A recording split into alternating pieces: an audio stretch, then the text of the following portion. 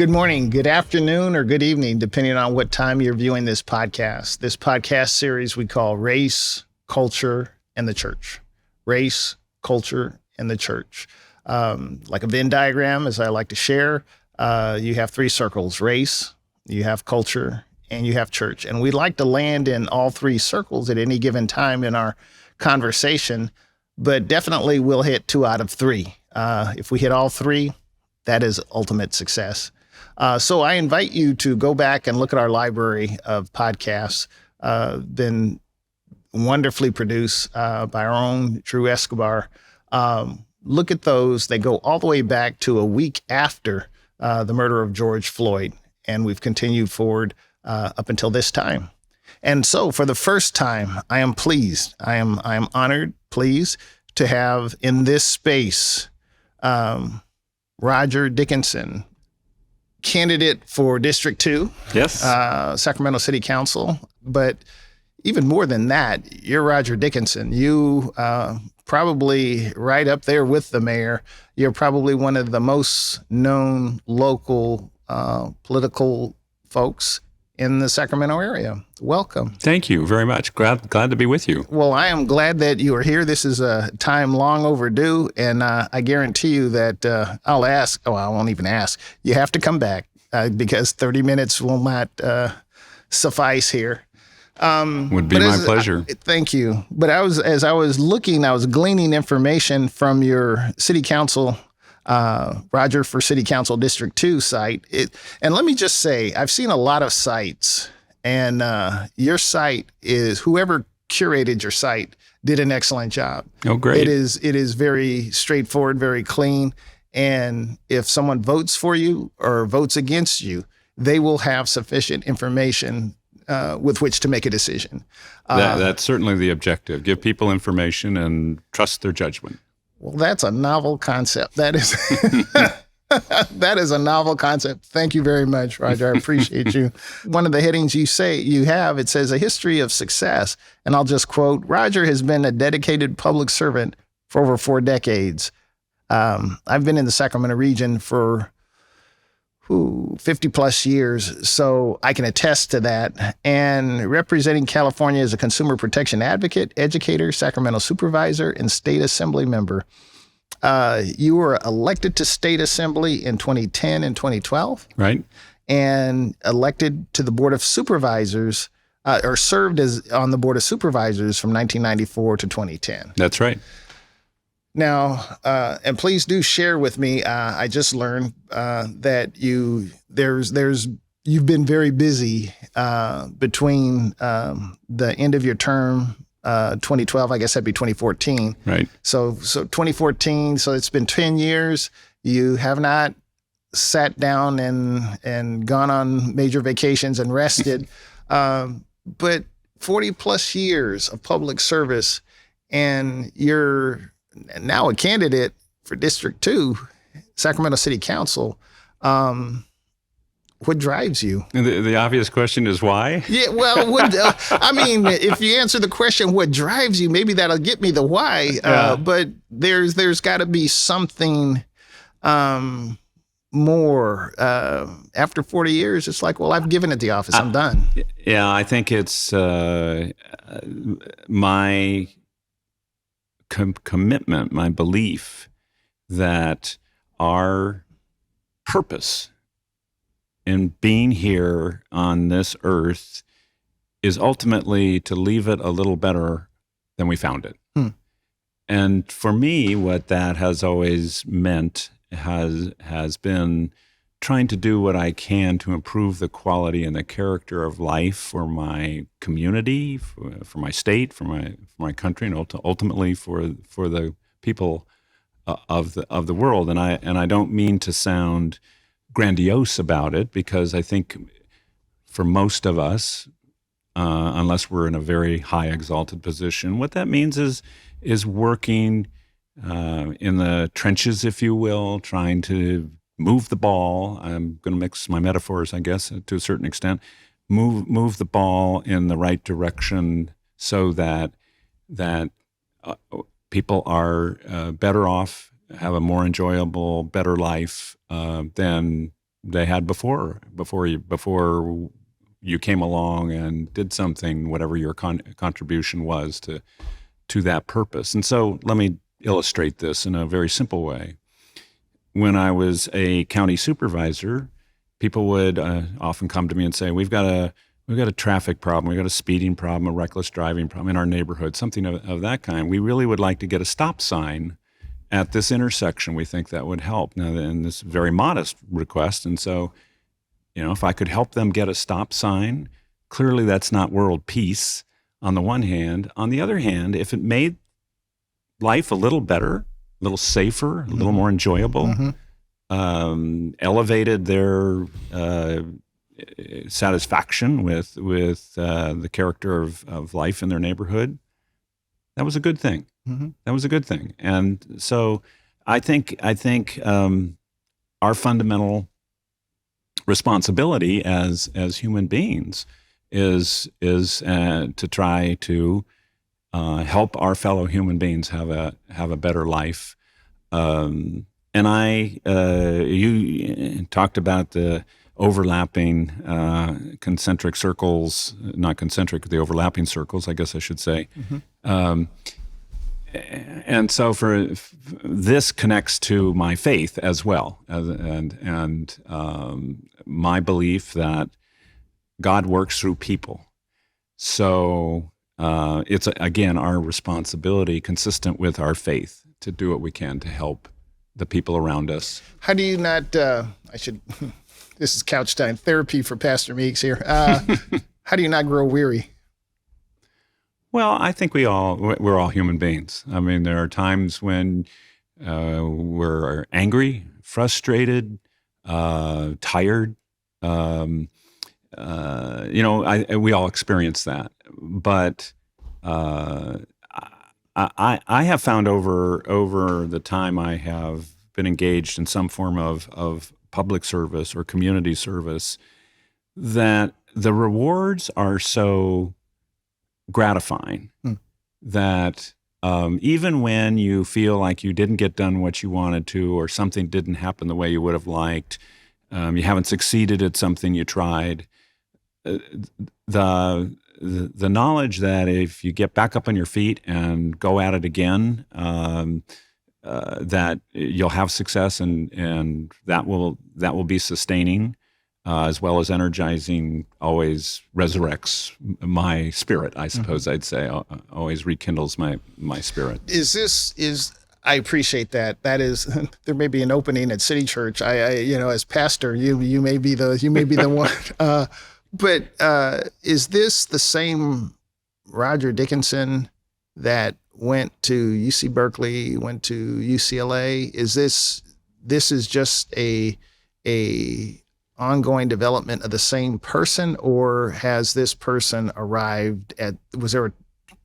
Did you turn from a caterpillar to a butterfly? Yeah, to use I think it's a continuing, hopefully, growth and evolution. And a big part, you asked about the motivation, the drive. A big part of it for me comes from my youth, my childhood as a teenager, and principally in the 1960s. And so I was, as we all were in those times, surrounded by what I would consider the most dynamic period in the 20th century in American history, and certainly in the top tier. When you talk about the Revolutionary War period or the Civil War period, I mean, there were times that were periods of great tumult and challenge in our national history. But as a teenager in the 60s, there were so many influences, certainly starting with the civil rights movement, but the environmental movement grows out of the 1960s, the women's movement grows out of the 1960s, the consumer movement grows out of the 1960s. Obviously, the war in Vietnam was a very influential experience to go through in my life. But what it left me fundamentally convinced of was that I wanted to be an agent of social change. It's why I became a lawyer. It's why I got into public service, because I had instilled in me in those times as a teenager the idea that we could have a better world. We could have a more equitable, we could have a more equal, we could have a more opportunistic world for all, and truthfully, that nobody should be left out and nobody should be left behind. Nobody should be categorized that you can't do this or you can't do that because you are fill in the blank. Mm-hmm. That everybody ought to be able to have the opportunity to pursue their dream. I believe this very, very strongly for kids, for children, that every child ought to be able to pursue his or her dreams and have a realistic chance to realize those dreams as long as they're willing to work hard for them. Mm-hmm. You used the word tumult of the 60s. I've heard that same word applied then, and I believe I've heard, if not that word, a similar word to where we're at now. I guess they're embedded in there is a kind of a question: is tumult a necessary component for transformation? Well, I think that's a great question, and I do think that in order to have real change, you can't be complacent. You can't be satisfied. You can't be in a position where you just simply accept the status quo. So change always creates a certain amount of upset or upheaval.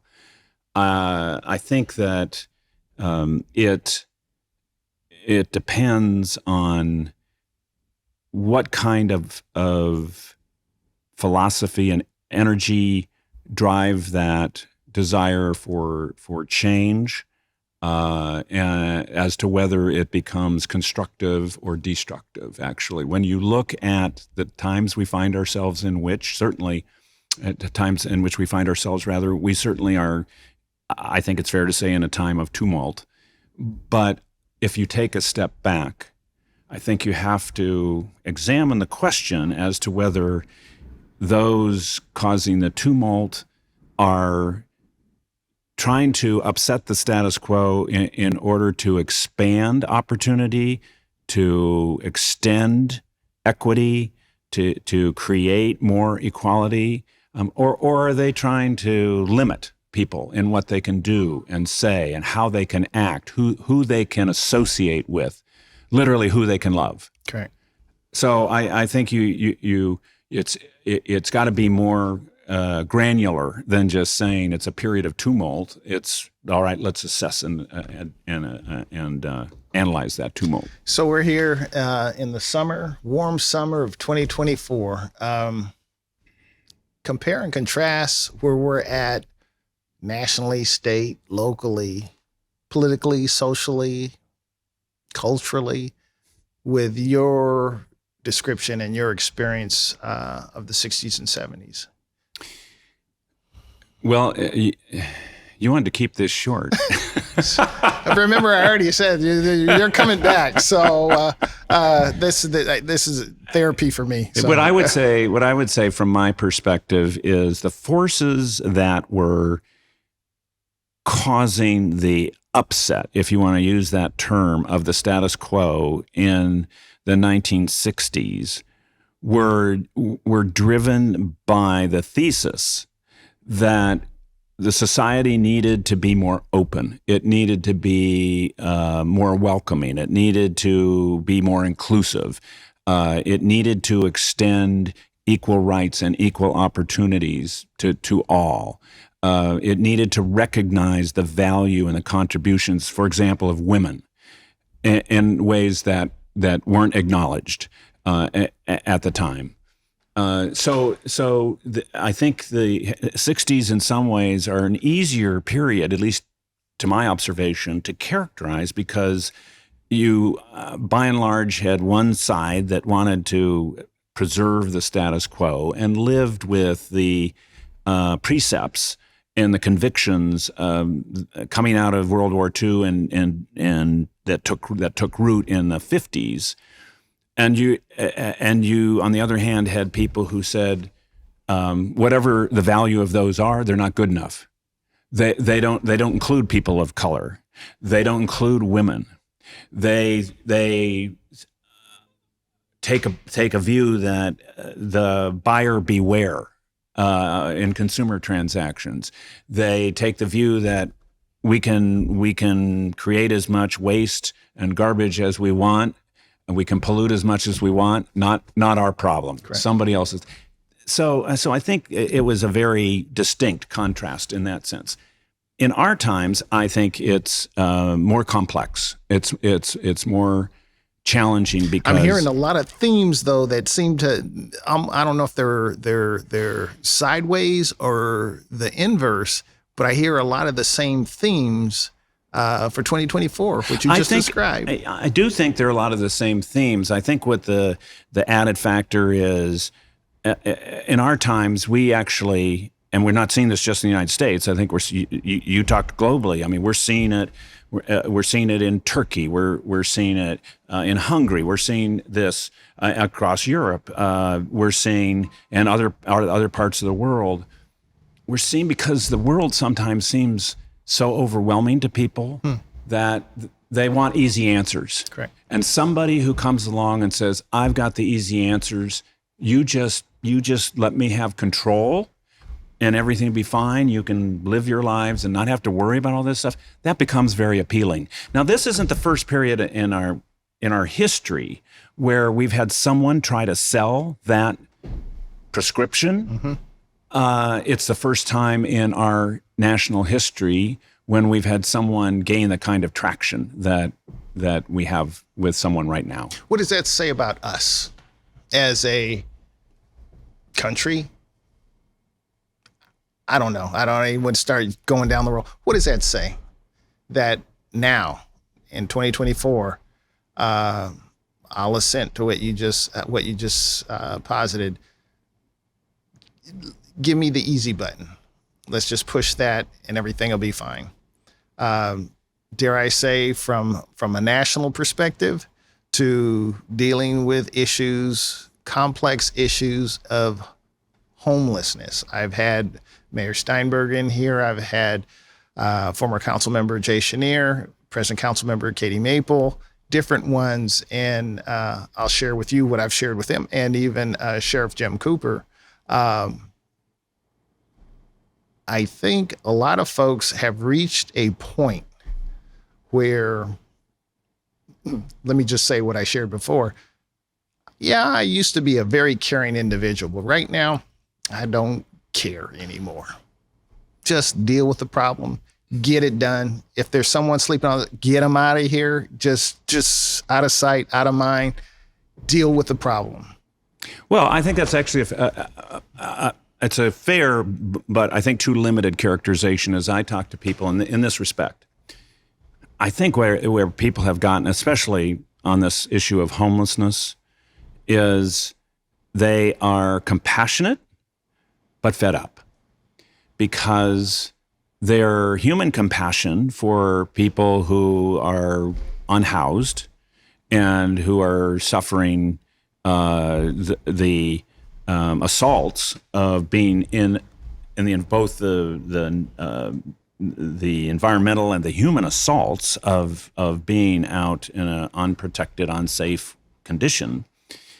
That the compassion for that for a lot of people has collided with their feeling that, first of all, this is a problem, quote unquote, that's out of control.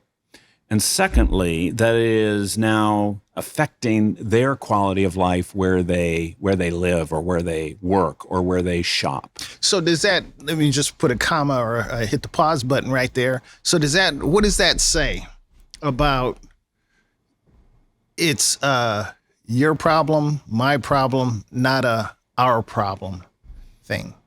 That's what I'm sensing. I'm not, I think you probably know my position. But yeah, you've got a problem, but I have a problem. Yeah, yes. I mean, and my problem is that now the You're encroaching on my ability to live the life that I've grown accustomed to and I kind of like. That's right. And so, for people, they feel like it involves vandalism or theft of their goods and their plants in their in their yards. That if I was going to particularize it to North Sacramento, we have the Sacramento Northern Bike Trail, which is a major asset in the community. And people don't feel like they can go out and walk on it. They don't feel safe. They don't feel as if they can let their kids ride their bikes to school on the bike trail. They're not just fed up about that. They're angry about that. They feel as if something's been taken away from them, and so they want that reversed. They want that eliminated. They want that taken away. It doesn't mean, I don't think it means that they believe that those who are unhoused are less than human in some way. You'll find some people who do think that, but by and large, they don't think that. What they really think is, I want the government to solve this so I can have back what I've lost. I haven't asked you. I usually ask folks that come into this space to define for me. I know the dictionary definition for the word community, but I'd like the Roger Dickinson definition of community. What is community? I think community is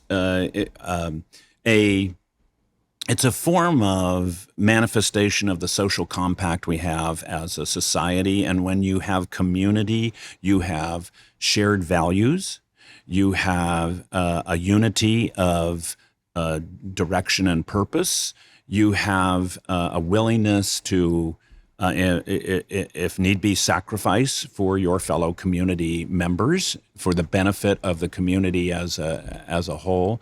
You have an investment in the people within your circle.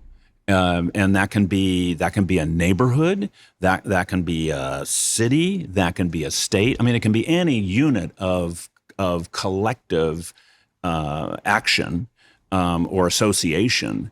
But I think community means that, at least to me, means that you have those foundational elements of shared values and commitment to each other. Commitment.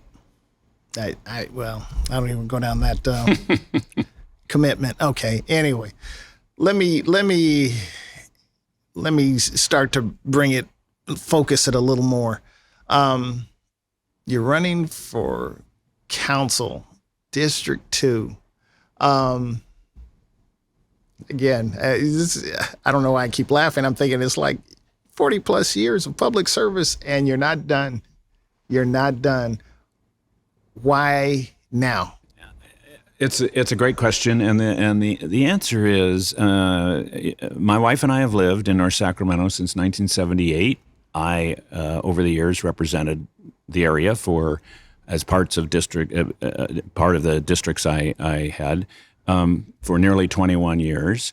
It's our community. It's our community, and we haven't had great leadership in that part of the city over the last 10 years, especially in more recent times, as many people know. And so last year, a little earlier than this point in the year, people in the area started saying to me, "We really wish you would run. We need help." And I looked at the circumstances. I really believe we don't get the attention or resources we deserve in that part of the city, that we were clearly going in the wrong direction. We had a deficit of leadership, and I saw it as a way that I could hopefully make a contribution to turning that ship around and get us going in the right direction. Because I believe fundamentally that we have great potential in our part of the city. We have historic neighborhoods, from Del Paso Heights to Hagenwood to Old Woodlake. Sacramento to Noralto. Yeah. And we have very resilient families. We have families that have been there for generations. And they've been the heart and soul of the community, and they've been disappointed and beaten down to a certain extent over time in some cases, but they haven't left. They're still there. They still believe. So we have to have some leadership that knows, I think, how to excite that potential, to energize that potential. Leadership that has relationships with elected officials and leading private sector people at the local, state, and federal levels, who knows how to build up coalitions, who knows where the money is to go get it, to bring it home to our district. And I think I have acquired those characteristics over the years. I want to apply them. I get the image, again, I think in metaphors and images. I get the image of Roger Dickinson, someone who knows the code to the safe, to the bank for resources, the bank of resources. But you go to the bank, you put in the code, you open it up, and it's like Al Capone's vault. There's nothing there. So you're potentially stepping into a space where there was $70 million or so structural deficit, I've been told. I don't see behind the curtain. It's a structural deficit, and the old proverbial can just got kicked down the road. And so where is this resource? One of the things that on dealing with crime, and again, I think this speaks to all of the headers you have, and I love whoever put together your site, did a wonderful job. Headers of solutions: housing and homelessness, crime, economy. Under the header of crime, we must have a vision of safety that transcends traditional approaches and embraces the power of community. So the power of community, one of the things, I'm just suggesting, one of the things that will frustrate a constituent group is overpromising and underdelivering. Absolutely. And, I've got the code to the safe. I'll open it up, and old Mother Hubbard's cupboard is bare. But the cupboard's not bare. So okay, tell me I'm wrong. Yeah. So it's always the case that, and we're talking about government funding as an example. There's money. The question is, how does the decision get made to spend that money? The cupboard's not bare. The cupboard's just not full enough to take care of everybody's wish list. So what that means is that someone who has gone through this territory in the past, and I've been through at least three recessions I can think of as an elected official. This is not your first rodeo. Not my first rodeo. It's then knowing how to access those resources that are available. Now, it is true to say there aren't as many resources as I wish there were, and they're not going to go as far as I wish they would at the current time, given the economic and budgetary circumstances. But it doesn't mean that there's nothing there. And in fact, right now, if you look at federal money that's available, we have more federal money available through the Bipartisan Infrastructure Investment Act and the Deficit Reduction Act. We have far more money available from the federal government for investment, particularly in vulnerable and disadvantaged communities, than we've ever had. So are you saying that there are resources available, but no one has accessed them? Some people have accessed them quite successfully. We haven't in our part of the city. So not we, City of Sacramento, we District 2. Well, I think even the city writ large has not been as successful as it could be in going after both state and federal money. And some of that has to do with, in my opinion, the way the city is organized. It's not oriented toward maximizing those sources of funds. Doesn't mean they don't get any. They do. The city certainly does. But I think it it could do more, could get more if it went at it somewhat differently. But again, the essence of getting something done is having a champion. You need a champion. And so what I mean by that, let me use not a personal example, but let me use an example of my neighbor, Rob Kurth, who was the city council member. SMUD ward. He's on the SMUD board now, Yeah. but he was on the city council in the seat that I'm seeking from 92 to 2000. And Rob was absolutely dedicated to getting the Arden Garden connector built, to connect Garden Highway in Natomas to Arden Way in North Sacramento. He thought about that every day. How? Because there was no obvious way to get it done. There was no pot of money that was nearly big enough to pay for that whole project. But he thought it would be a real benefit to North Sacramento to have that connection. So he worked at this. How do I get my hands on that pot of money? How do I get something out of there? And over time, put together the resources necessary, the funding necessary to get that project done. But my point is, he was an absolute champion for that project. And so much about government and public policy is about having champions. You got to be a champion. Well, I'm a champion for my part of the city. I'm proud to stand up for where I live and where I've worked and represented people for so long. And there are a lot of things I think we can do if we have a champion. Well, Roger, okay, I've gotten the high sign several times now.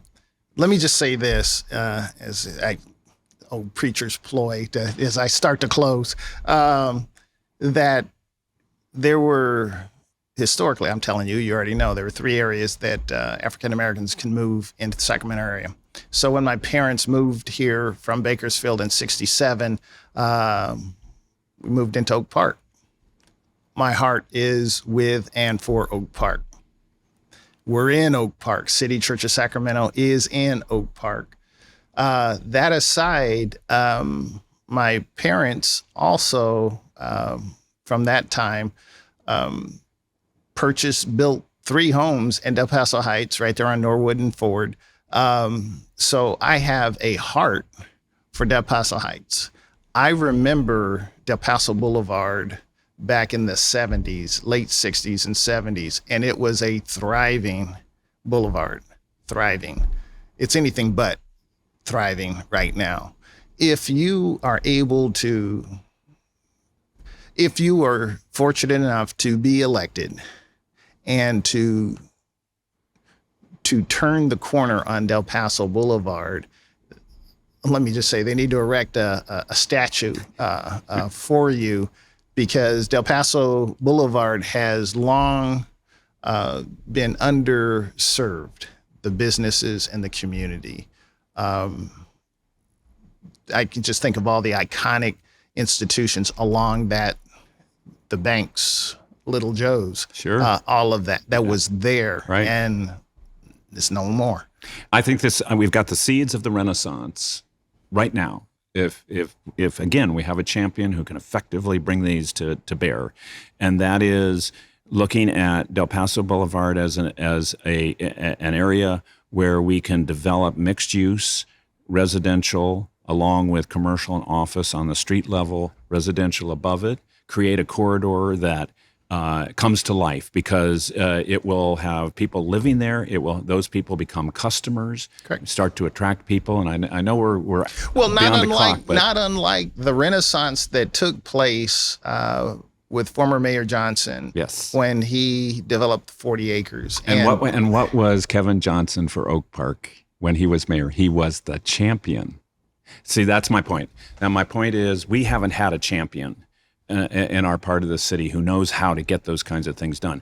But you are absolutely on target. I think in many respects, one of the most significant things that Kevin did as mayor was he said, I want to revitalize, renew, and bring new life to Broadway and to Oak Park. And so what did he do? He went out and he talked to people in the private sector.